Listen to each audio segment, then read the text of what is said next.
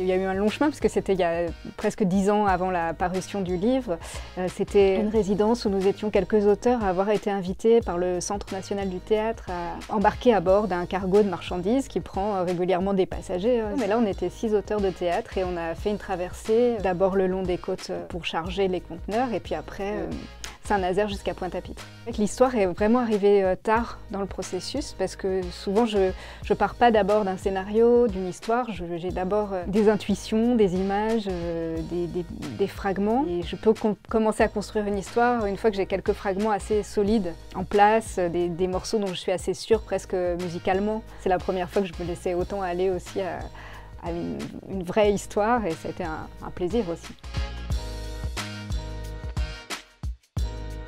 Pourquoi Quidam? Parce que déjà j'étais lectrice des livres depuis pas mal d'années et je pense qu'il y a des éditeurs avec qui on sent une fraternité, en tout cas avec les auteurs des maisons. Et moi il y avait plusieurs textes qui m'ont vraiment fortement marqué. Je crois que le premier que j'ai lu c'était Crevasse de Pierre Terzian il y a quelques années et qui m'a vraiment fait un effet très très fort. Voilà, j'ai adressé mon texte à Quidam et ça a été en effet je pense le bon endroit, la bonne rencontre. Et il y a eu un retravail du texte, non pas tellement de la structure, mais plutôt un travail de détail pour trouver une forme de fluidité, parce que comme c'est un texte qui s'est écrit sur plusieurs années, il y a toujours, je pense que ça fait partie de ce texte-là, un peu des strates d'écriture, des passages plus anciens, d'autres plus récents, et puis parfois un contraste entre des moments vraiment narratifs et d'autres qui sont plus comme des poèmes à l'intérieur. Et donc je pense que pour harmoniser tout ça, il y a eu vraiment un travail presque de mot à mot, de virgule, de rythme. Une fois qu'il est fini, c'est plus facile de faire cet exercice-là qu'au cours de l'écriture. Donc maintenant, je peux dire qu'il s'agit d'une histoire qui se passe sur un cargo de marchandises dirigé par une femme. Et un jour, elle se laisse surprendre elle-même par la joie à bord et elle autorise ses marins à faire une baignade en pleine mer, carrément couper les moteurs du cargo, descendre les canaux et aller se baigner dans l'océan, là à peu près à mi-parcours, c'est-à-dire à un endroit très éloigné des côtes. À partir de ce moment-là, lorsqu'il remonte à bord, il y a des désordres, on va dire. Il y a quelque chose qui n'est plus dans son axe. Des petits glissements se produisent. Dans l'écriture, elle est le personnage qui est arrivé presque le dernier, alors que c'est finalement le personnage principal. Parce que je me concentrais d'abord sur ce groupe, ce collectif de marins, ces hommes qui plongent ensemble. Et après, c'est imposé l'idée qu'il fallait que quelqu'un les regarde et donc que quelqu'un surplombe un peu. Et c'est vrai que je pense que ça lui a donné un peu son caractère de commandante, de femme plutôt de tête, on va dire, qui contrôle son navire, son équipage, qui est plutôt rassurante pour les marins qui naviguent avec elle. Et surtout, ce qui est important, c'est qu'elle est dans son élément sur l'eau, sur l'océan. Elle est fille de commandant et il y a quelque chose comme ça d'un héritage et d'une poursuite de quelque chose. Peut-être parce que, je sais pas, depuis quelques années, j'avais aussi fait une petite prise de conscience, notamment dans l'écriture théâtrale, qu'il y avait très peu de personnages féminins qui ne soient pas complètement des stéréotypes ou des faire-valoir des personnages masculins, ou alors vraiment des partitions pour les actrices extrêmement faibles, quoi. Les écritures aujourd'hui renversent ça et s'emparent des personnages féminins, mais c'est difficile en fait de ne pas tomber dans soi-même. Dans les stéréotypes, on est gangréné par ça, donc ça m'intéressait de m'y coller.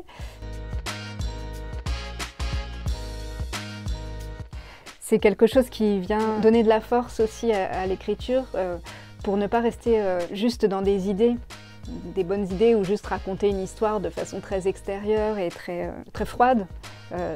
J'ai l'impression que moi, ce qui m'importe, c'est pas tellement l'histoire que je raconte, c'est qu'est-ce qui va se passer dans la lecture pour le lecteur et pour moi-même dans l'écriture, et que ma façon de m'engager dans l'écriture, elle est d'y aller avec le corps. Et oui, peut-être que c'est un héritage du théâtre, mais aussi moi j'ai été spectatrice de danse aussi pas mal. Enfin, il y a quelque chose d'une énergie collective et c'est pour ça que c'est souvent des corps collectifs que je travaille, des chœurs, des groupes. Puis je trouve que c'est ce qu'on peut avoir en partage entre le lecteur et moi qui écris toute seule dans mon coin. Sur ce livre-là, on m'a souvent dit, des lecteurs m'ont dit qu'ils avaient eu le vertige, que vraiment ils avaient ressenti la peur des marins quand ils se baignent. Et ça me fait plaisir parce que voilà, je cherche plus à aller susciter une expérience que juste raconter cette histoire qui finalement tient en quelques mots.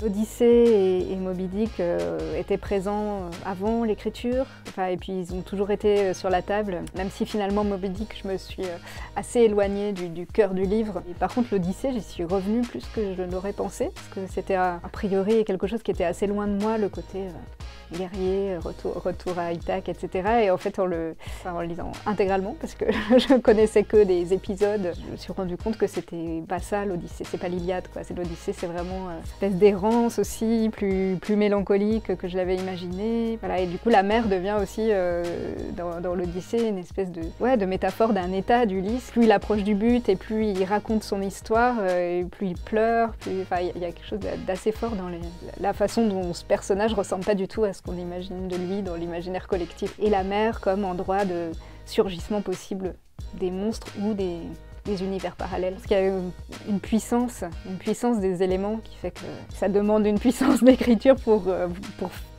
faire face et pour rendre hommage aussi à la mer. Je pense que moi, elle m'a inspirée, pas tellement dans son côté dans la beauté, la contemplation, mais plutôt dans ce que ça remue, dans ce que ça peut faire perdre de repères, dans son côté dangereux aussi.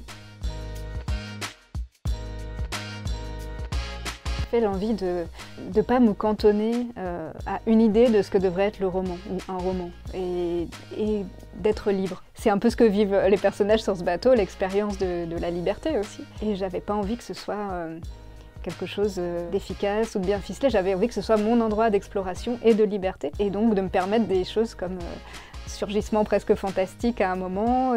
J'ai plus pensé dans ce texte-là au fantastique, façon Maupassant, Mérimée, Maupassant quand même a été présent. Je pense que le Horla est venu me voir 2-3 fois pour construire ce livre-là. Oui, c'est vrai que je me suis posé la question en recevant ce prix Frontières.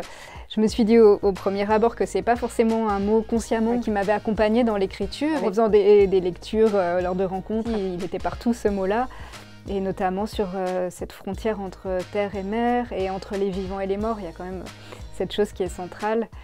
Comme si la traversée là, que vivent mes personnages, c'est vraiment une entrée dans un monde qui serait une zone frontière entre deux réalités.